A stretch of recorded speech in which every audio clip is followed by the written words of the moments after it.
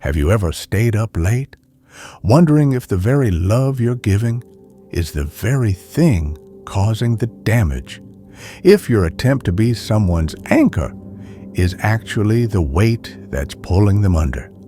We enter relationships with the best of intentions, a desire to connect, to support, to heal. But somewhere along the way, the line between helping and hurting can blur into obscurity until you're left questioning your own role in the story. Are you the hero, or are you unintentionally the villain in their narrative? It starts so innocently, a gentle suggestion here, a piece of advice there. You see a struggle in someone you care about, and your instinct is to reach out, to fix it. You offer a solution because you can't bear to see them in pain. You take on a little of their burden because that's what love does, right? It carries the load together. But then one day, you look up and you're not just carrying a piece of their burden, you're carrying them, and you're exhausted. And they might not have learned how to walk on their own. Your help has become a crutch. And a crutch by its very nature implies that something is broken. And if you're always the one providing it, are you silently agreeing that they are? There's a powerful psychological concept that explains this dynamic perfectly. It's called codependency, though that word gets thrown around a lot. At its core, it's not about two people depending on each other. That's just interdependence, and that's healthy. Codependency is different. It's when your sense of purpose, your self-worth, your entire identity becomes wrapped up in being needed, in being the fixer, the caregiver, the only one who can handle the crisis. You pour yourself into their cup, believing you are helping them become whole. But you never stop to ask why their cup has a hole in the bottom, and why you feel compelled to keep pouring from a well that is starting to run dry yourself. Think about it in a real-life scenario. Imagine a partner who struggles with anxiety. They have a bad day, a panic attack looms, and your immediate response is to drop everything, cancel your plans, and talk them down for an hour. You feel noble. You feel necessary. You've prevented a crisis. But what have you really taught them? You've taught them that you are the solution to their anxiety, not their own coping mechanisms, not their own strength. You have, with the most loving of intentions, outsourced their emotional regulation to yourself. And in doing so, you have inadvertently reinforced the idea that they cannot handle life without you. Is that help? Or is it a form of enabling that keeps them stuck? This is the paradox of caregiving, the savior complex in a gentle disguise. We get a hit of dopamine from feeling needed, from being the strong one. It feels like love. It masquerades as sacrifice. But true love shouldn't require you to diminish yourself. And true help shouldn't require another person's perpetual weakness. So we have to ask, who are you really helping? Are you helping them grow? Or are you helping yourself feel valuable? Are you building their resilience? Or are you building your own monument to your indispensability? The answers are never simple. They are written in the quiet, uncomfortable moments of honesty we have with ourselves at 3 a.m. The dynamic creates a silent contract that nobody actually agreed to on paper. You provide help, and in return, you receive a sense of purpose. They receive help, and in return, they confirm your purpose. It's a closed loop, a system that feeds itself. And it can feel so much like love that the thought of breaking the cycle feels like abandonment, like cruelty. But what if the most loving act is not to hold them up, but to believe so fiercely in their own ability to stand that you finally, and with trembling hands, let go?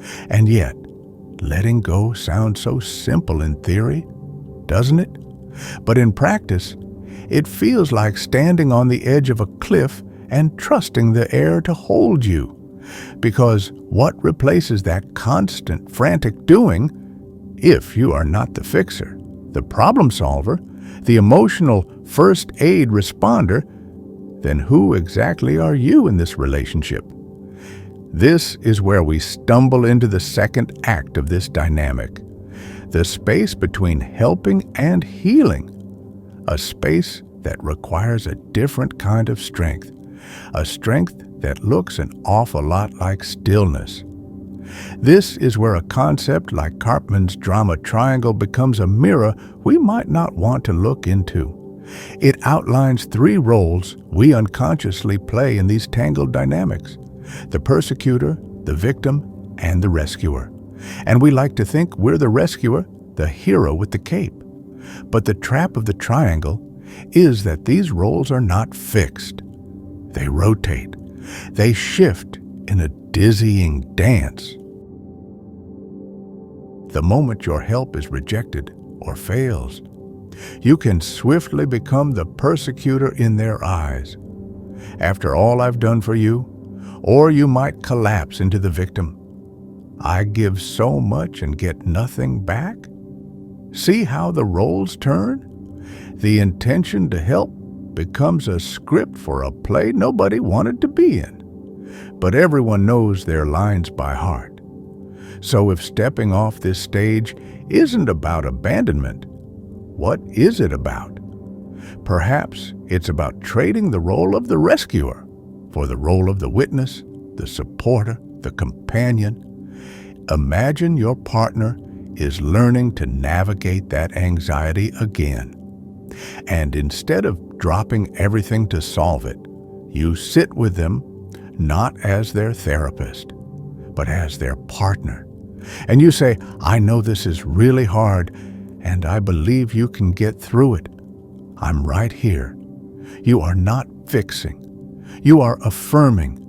You are not providing the answer. You are holding the space for them to find their own. This shift is subtle, but it changes everything.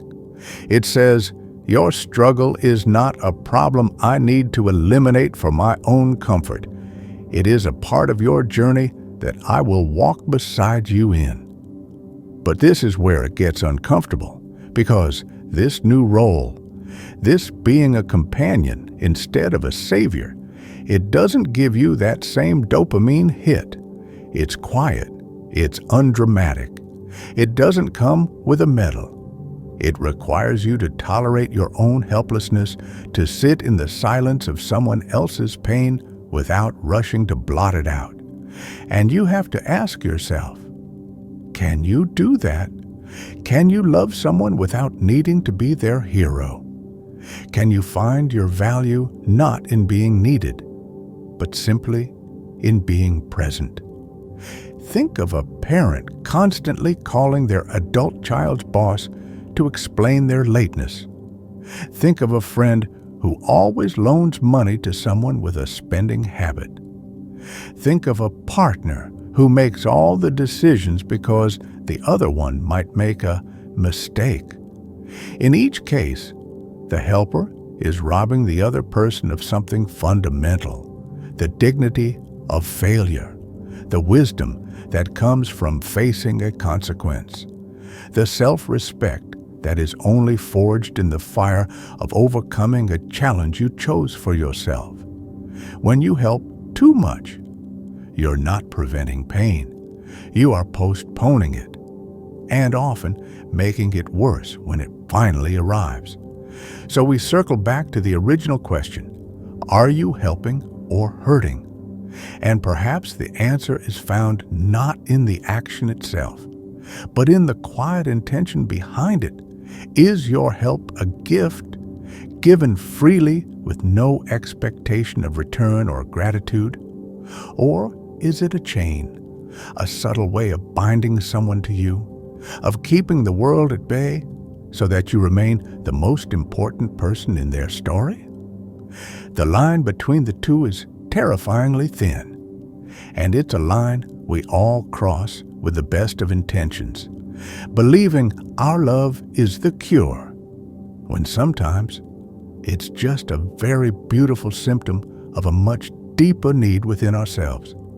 And so, we arrive here at the quiet heart of the matter, where all our good intentions are laid bare, and we must ask the question we've been avoiding all along. Is your help truly for them, or is it a mirror reflecting back your own deepest need to be valued, to be seen as good, as necessary? The most difficult truth to face is that sometimes we hold people in their struggles not because we are strong, but because we are afraid of what would happen if they no longer needed us, afraid of the silence that would be left in the absence of their crisis. This is not about blame. This is about awareness, about gently untangling the threads of care and control that have become woven together over time. It is about learning the subtle but profound difference between supporting someone's growth and insisting on being the architect of it, between being a safe harbor and being the dock they never leave. One is an act of love.